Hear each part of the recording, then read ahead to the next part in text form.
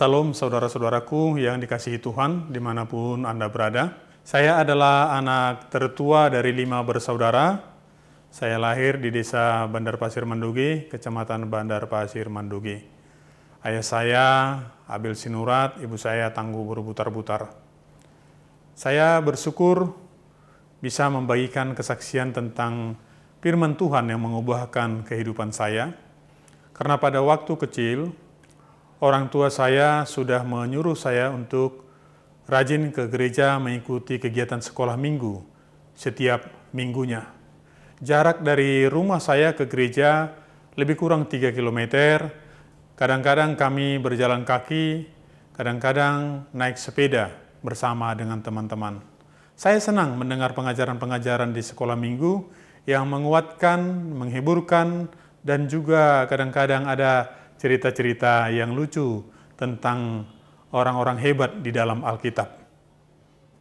Pada waktu kecil, saya mendengarkan orang tua saya bercerita tentang ramalan tetangga kami yang mengatakan bahwa umur saya hanya tidak sampai dewasa, tidak akan dewasa. Sebelum dewasa, saya katanya akan mati atau meninggal, diterkam oleh harimau di bagian tengkuk saya ini.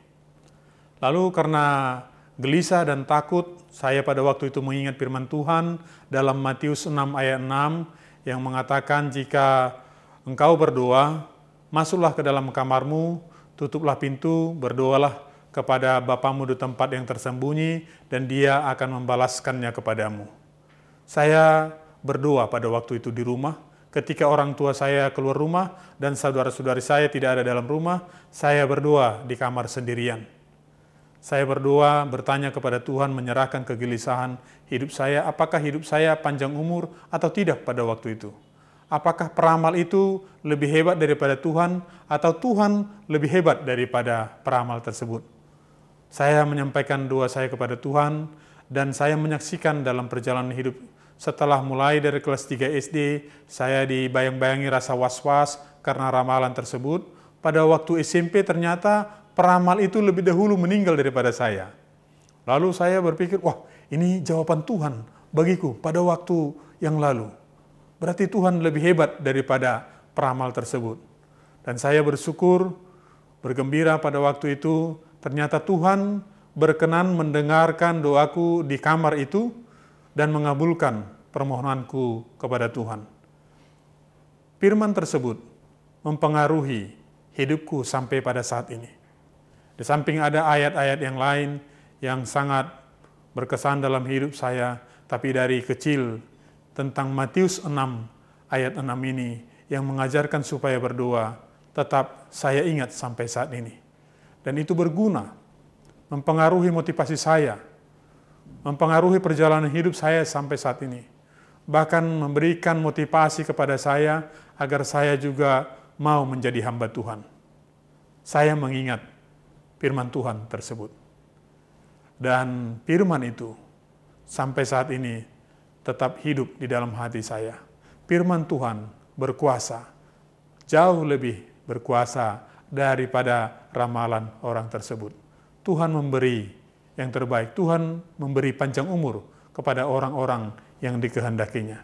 Itulah yang saya rasakan daripada firman Tuhan tersebut. Terima kasih.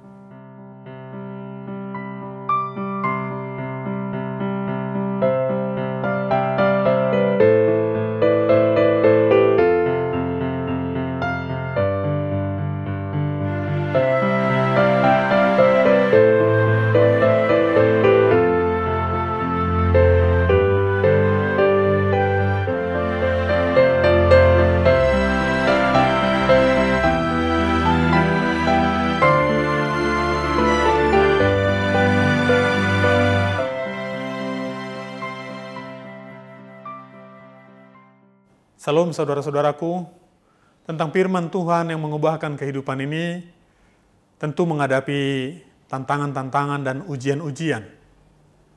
Salah satu di antaranya yang bisa saya saksikan ketika masih di SMP pada waktu itu, ya ada serombongan macan melintas di jalan menuju ladang kami. Biasanya saya kalau pulang dari ladang itu jam 6 sore, tetapi karena ada bekas cakaran macan di serumpun pohon pisang, saya menjadi takut apakah ini waktunya saya akan menghadap Tuhan atau bagaimana ini.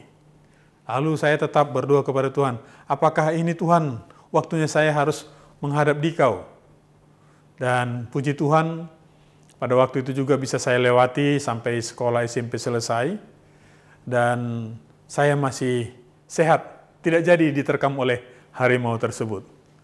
Kemudian mengenai perjalanan selanjutnya, ketika saya terpanggil untuk sekolah Alkitab pada tahun 1987 yang lalu, saya juga teringat dengan ayat tersebut.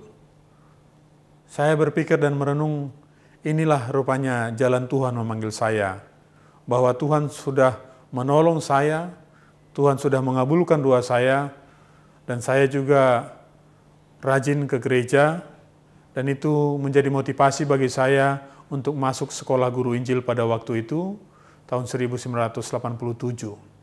Dan pada pengalaman studi di sekolah guru Injil pun pada waktu itu, saya juga sebenarnya sudah hampir putus asa karena kesulitan keuangan dari orang tua. Semester pertama orang tua masih bisa membiayai saya, tapi semester kedua itu mengalami tantangan dan kesulitan karena memang keadaan ekonomi orang tua sangat terbatas.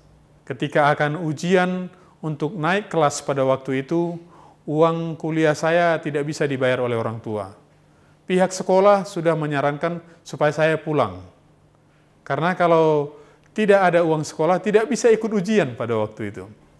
Saya bergumul, bagaimana ini Tuhan? Apakah Tuhan benar memanggil saya? Apakah Tuhan akan mencukupkan kebutuhan saya di sini? Saya juga kembali berharap Tuhan kiranya membukakan jalan. Dan saya mencari, berusaha meminjam uang orang-orang yang bersedia untuk membantu saya. Dan pada waktu itu, dengan jalan yang tidak terduga, Tuhan juga memberikan bantuan melalui orang yang tidak saya duga, bersedia memberikan pinjaman uang pada waktu itu kepada saya. Beberapa bulan kemudian baru bisa kami kembalikan atau bayar kepada mereka. Dalam hal ini saya melihat dan merasakan bahwa Tuhan tetap bersama-sama dengan saya. Tuhan tetap bersedia mengabulkan permohonan-permohonan yang kami sampaikan. Puji Tuhan, dalam keluarga juga, setelah kami berkeluarga, kesaksian tentang firman ini juga saya bagikan kepada anak-anak dan keluarga. Karena memang itu sangat berkesan sekali, mengubahkan kehidupan saya. Sekalipun ada pengalaman-pengalaman yang sulit dalam hidup ini, kita harus serahkan kepada Tuhan. Karena Tuhan jauh lebih berkuasa untuk mengatasinya, untuk menjawabnya, untuk memberikan yang terbaik bagi kita. Dan pengalaman itulah yang berguna juga bagi banyak orang. Bagi saudara-saudara seiman dimanapun berada, ingatlah akan firman Tuhan. Ingatlah untuk berdoa kepadanya. Karena Tuhan akan menjawab dan memberikan yang terbaik kepada kita masing-masing. Amin.